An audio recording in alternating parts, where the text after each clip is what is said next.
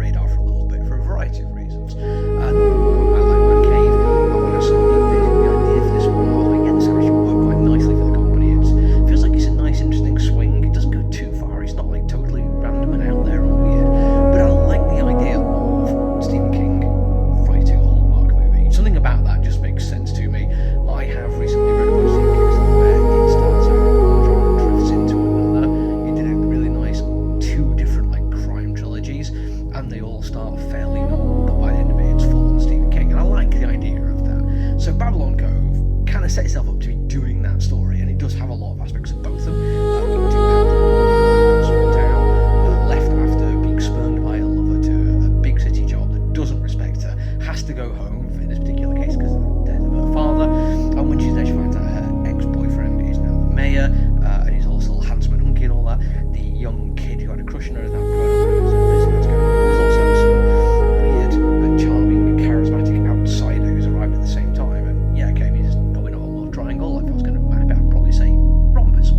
But there's also the Lovecraftian, eldritch kind of thing, because the father, he dug up some eldritch artifact of an ancient god, and he's now brought it into close proximity with another one, and it's caused some major issues, and now the charismatic, weird stranger is trying to take over the town and bring an elven wand to this reality. And I'm like, right, okay, yeah, those are two very cool points which work quite nicely.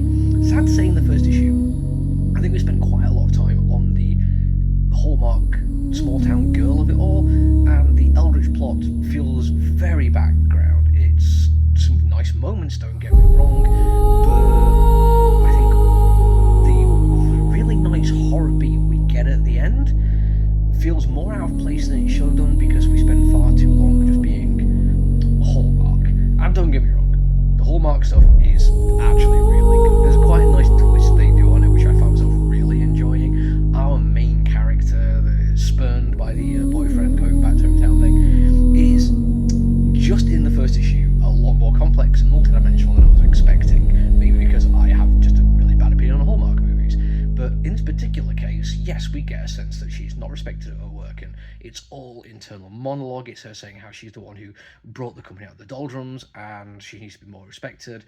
And when she remembers her time in her hometown, she remembers leaving because of the terrible thing where her best friend and her boyfriend got together, and she felt so abandoned by it, and the town turned on her as a result of it.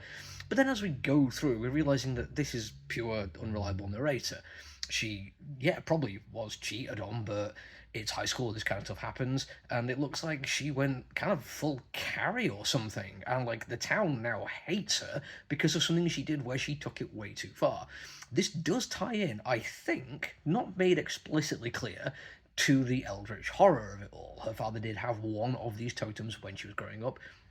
We do see in the comic book pictures of her holding it. Sorry, my phone's ringing, we can just ignore that. And the fact that she is focus of the weird charismatic stranger makes me think that, yeah, she is tied in, maybe a little bit to what's going on in terms of the elder god coming back out and trying to do something. And it's nice. I actually really like that. It could have been simple. It could have gone route one, but it doesn't, and the way it all comes out is actually really well done. The timing is fantastic. It's little drips and drops of story coming in, people saying stuff which just doesn't feel like it quite gels with the version of story we get, which again is all internal for her. But great start in terms of character, and I hope the story picks up carrying on. One kind of issue is the art to a certain degree. It's not terrible. I have read and reviewed comics with worse art than this, or at least consistent art than this. It just feels kind of underbaked. The colouring is kind of nice. It's soft focus, very Hallmarky kind of thing. It clearly is done with intent, and I like that. When we do get the horror, much in the way of Odin, it kind of shows that there is more depth you can do. You can mess around quite a bit more. These artists clearly know what they're doing, but it feels a little bit just undercooked.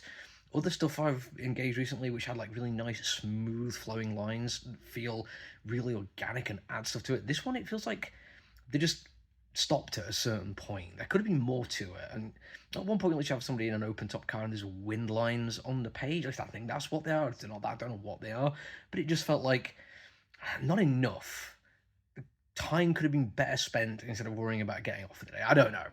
But it's certainly an interesting concept which could grab hold of you, but you kind of have to get over some hurdles, I think. That should be for now, though. Until I see you all again, look after you, everyone. Stay safe. Bye.